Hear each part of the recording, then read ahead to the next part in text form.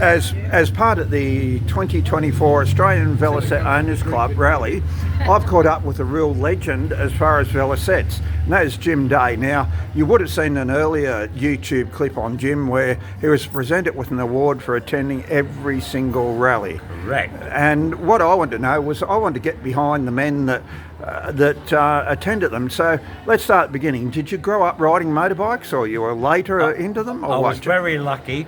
My father rode motorcycles and my grandfather rode motorcycles. So whereas when a daughter or a son says, I want to ride a motorcycle, the parents say, oh, I'll get you a little car or something. I was okay to ride a motorcycle. So did you start off what age? 10, 15? Probably 16, I got 16, the licence. right. You had to be 16 and 10 months or something, you know, to get a licence. So you weren't one of those rebels like myself that rode around well before 16? Well, no, I did. The first bike that I ever rode was a 33 Sloper BSA. And at the time, we lived on a historic place. We lived in housing commission homes that were built on the old Maroubra Speedway, Right. 1929 Olympia track. Yes. Right, so Have they got any boxes in there? after that, what was that the first bike? What was the first bike The you rode? first bike that I you- ever had was a Triumph, Yeah. a 1948 Speed Twin, Right. which I was dead pleased when I pulled it to pieces and put it back together and kicked it over and it started, you know. So I take it you bought it second hand then, Yes, not you? oh, of course. Yeah. Of Do you remember course. who you bought it off, Jim? So I can't remember who I bought it off. A No, I dealer can't. or just a No. private person? Oh God, my first Velocette was a 1948 Right. MSS. Yes. Yeah. So you moved up market fairly well, starting off I with moved up. It was interesting because a close friend of mine bought the Triumph off me, painted it up beautifully, put a Tilbrook sidecar on it, and he said to me, I'm going up to Port Macquarie, do you want to come up with me? And I said, sure. So we took the sidecar off and away we went, and being young blokes, of course, we're banging along. And the interesting was, as the Triumph got hot, it sort of fell behind the Velocette. We had about the same top speed, you know, but as it got hot, it just fell. On the way home, disaster happened. It pulled the top off the little end. Oh, that would be. It wrecked the engine, the whole thing, wrecked it, you know, yeah. So did you ever go racing? I used to do some short circuit racing, but I was too frightened. Two of my mates, who were good riders, Brian Curtis, who was an excellent rider, he got killed at Old Bar, short circuit racing. Yes. Yeah, I used to race with them, but I was too frightened. So what did you race then? Well, I started off riding this MSS, Right. yeah, and then I had a BSA, which somebody else had and got killed on, and I used that, but as I say, I gave it away, too frightened. Yeah. Right. So you gave away the racing side. You then were still riding motorbikes. Oh. Was that to go to work or Yeah. what? Oh, every day. Every Go to day? work. Then I became a school teacher, rode it every day to work. Yeah, so, And what did the students think of teacher riding a motorbike? oh well, they all want to talk, but the only thing I'd talk about is how the engine and everything worked. Because I knew the parents, I never encouraged them to ride, because I know how the parents feel about that, you know? But I was quite happy to talk about how everything works on the motorcycles. So Jim, where were you teaching? Did you move around? Were you primary school, Yeah, well, high my school? first school, I was a tradesman, Right. a toolmaker. I served my time in the New South Wales Government Railways. Excellent under background. steam, Yeah. yeah, as a fitter and machinist. Then I went tool making, and then my ego got the better of me when I was knocking around with a girl who was training to be a school teacher. I was no longer going with her, but I was on my way then, so I became a high school teacher, teaching the old woodwork, metalwork and technical drawing. Which we need in schools these days. Yeah. So where did you go? Sydney Tech College or Teachers College somewhere? Yeah, well, I went to Newcastle Teachers Oh, right, College, yeah, I had a to friend become go a there. teacher. Yeah. Yeah. And First what- school, Hunters Yep. Hill, taught there 9 years. Then we went overland to England, rode overland. Yeah, tell me a little bit about the bike you took and why you went. Over to England? Yes. It, Yeah. it wasn't a Velocette, unfortunately. That's all right. I had a heap of Velocettes we put in storage, and I rode overland on an R60/2 BMW. You have any interesting tales along the way? You weren't held up by bandits, or you dropped big end bearings? Or Interesting tales. I was only in India a week and it dropped the valve seat out the cylinder head. so what did you do? My wife had never been out of Australia. I said to her, Val, I'll unload this luggage, you get back to Dindigul the best way you can. I pulled the push rods out of the cylinder that had dropped out and rode back on the other cylinder. Right. Okay. Val said people came out of holes in the ground to help her get back to Dindigul, you know? Yeah, old ladies chewing this beetle nut and spitting and God knows what. Yeah, quite alarming until you realise that everybody's friendly, you know. They are. So you got out of India. Yeah. Which way did you go then? Up through Afghanistan or Iran? Yeah, we went up into Nepal, Afghanistan. Yeah. Thank you. That's a yes. Yeah, we did. And We'll just let Jim have his lunch here and we'll get back to him. oh, Right, we're resuming here with Jim, the legend at Velocette. Now, when we left before, he was in India and he'd sent the lovely Val back and he was running on one cylinder.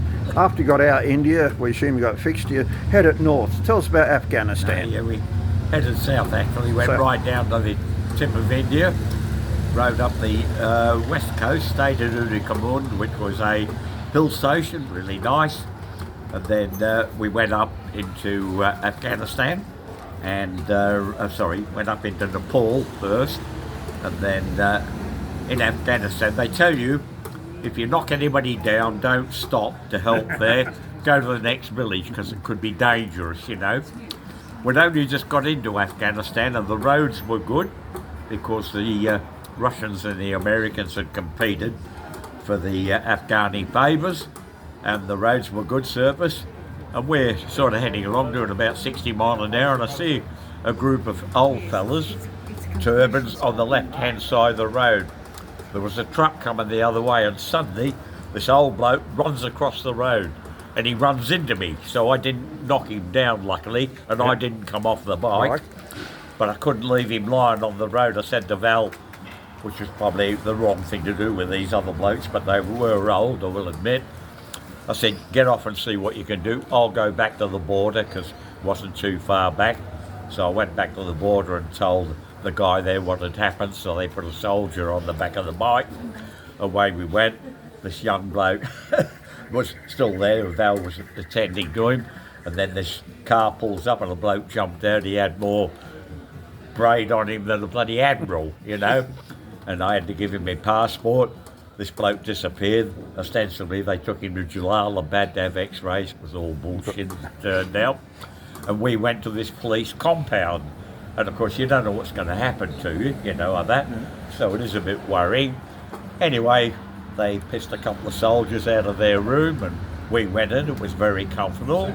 And then the next minute, they take us to this big room and there's carpet on the floor with bolsters all around the wall and indicate to sit down. Then this old bloke comes out with a bowl and Cousin's Imperial soap for us to wash our hands of that. They bring out this most delicious meal for us. So then they had a little table set up outside. And what they really wanted, the police, was money, you know. He was going on. I said, look, I paid 400 Afghanis when I came in, you know, insurance and that. So we went on like this for a while. And then it got a bit dark, so they turned out the lantern and away everybody went and we went to bed, very comfortable. And then the next morning, it was set up again. And so I said, right, maybe money. So I pulled out $2 American. And the bloke who I did was sat with a bunch of friends over there. And he's going, oh. So I said, Val, hold the money. Had a tube of Clearasil for pimples. I went over to this bloke, rubbed it here, rubbed it there, and give him the tube of Clearasil. So he ended up with a tube of Clearasil. The police chief ended up with the $2. I got my passport and away we went. Yeah, best night's accommodation we had in the whole trip, you know. Yeah. Right. And after Afghanistan, what time factor? How long did it take you from when you left Australia to get to the UK? We left in January, Yeah. and I was trying to get to England with that because I wanted to go the Isle of Man. Who doesn't want to go there? Yeah, 74, but it wasn't to be. Yeah, we went through Iran and that. The Shah was in power then, and it was interesting. You could see there was going to be trouble. Young people, when they saw I was with Val, my wife, came over, and all they wanted to talk about was sex, right? The mullahs, the religious folks, were keeping them down, and they were trying to break out. So I could see there was going to be trouble there, and of course there was. 78, the Shah got deposed, and now the Ayatollahs are in there, you know. Anyway, we were all right because they had special camping grounds for travellers like us, and people weren't allowed in to worry you, you know, so it was only when you went out people latched on. Anyway, Turkey, we got into Turkey, and we liked Turkey. I got a lot of time for the Turks, I'll tell you why. We were leaving Turkey and we were on the way to Bulgaria. A bus was coming the other way. Yeah, I haven't finished. A truck overtook me the same colour as the bus and stopped to talk. I was doing about 60 miles an hour. I could see I wasn't going to stop. Normally I would have just speared off the road, but there was a big 3 foot by 3 foot concrete water ditch. So I said to Val, hang on Val, I'm going to try and go between them. The pannier bags are going to go, but you know, the front wheel just hit clipped the bumper bar of this truck. The front wheel then hit the bloody left-hand headlight of the bus. Val and I went not through the front of the bus, down the side of the bus, right? I smashed my kneecap, hit the handlebar on the way over. Val went right over the top of me. She had a movie camera here, luckily a full face helmet, landed on the bloody face, and the movie camera skid along the road, you know? So I could hear this. I said, you all right, Val? I could hear it sort of much because she was winded and that, you know? So I didn't really know. Anyway, about 10 minutes, this bloody combi van thing comes along. They throw me on a stretcher and throw Val on the floor, and away we go. Do you know, the bike was wrecked, there was stuff everywhere. Not one thing was bloody stolen. It was all handed in. I got a lot of time for the Turks. Yeah. Anyway, I was travelling on a British passport. I wasn't an Australian citizen at the time, and I was travelling on a family passport because you didn't have to have visas like in India, Pakistan and that, you know. So a bloke came from the British Embassy that was in Istanbul, the Australian one's in Ankara, and he said, give us your passport. He said, when they tell her you've lost them, because they want to keep you here, and regardless of whether you're right or wrong, they're going to want money from you, you know. So he said to Val, the first thing we've got to do is we've got to get the bike back off the police. So he said, you know where it is? Val said, well, the accident occurred at a place called Silivri. So Val hobbled out of the bloody hospital. She damaged some ligaments in her leg. As I say, my leg was now in plaster because I'd smashed the kneecap. And he took her along to Silivri. They waited till the big bloke went to lunch, and the bloke's on guard. Then they're only 18-year-old bloody conscripts, you know.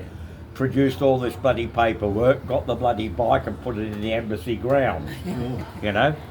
Anyway, he got us aboard the Orient Express and away we went in the bloody guards van going through bloody Bulgaria and Yugoslavia. When the bike come out, the spark plugs were gone, the speedo was gone, there was a heap of stuff stolen off the bloody bike. Really. I say the Turks had handed everything in, you know, in the guards van. So then we were in the camping ground at Talkirchen in Munich, repairing the bike, pulled the bloody thing right down, carried the frame into the BMW factory to get straightened, right, bought a front hand from Ondrax, and we rode to England. Me, with a stiff bloody leg, I got the plaster cut off so I could move around a bit. And I had to stand up to change gear, would you believe? Every time I got any speed up, Val would be hammering on the bloody helmet. But you're on the bloody autobahn, you've got to have a bit of speed, because the bloody cars are going whooshka, whooshka, whooshka, you know?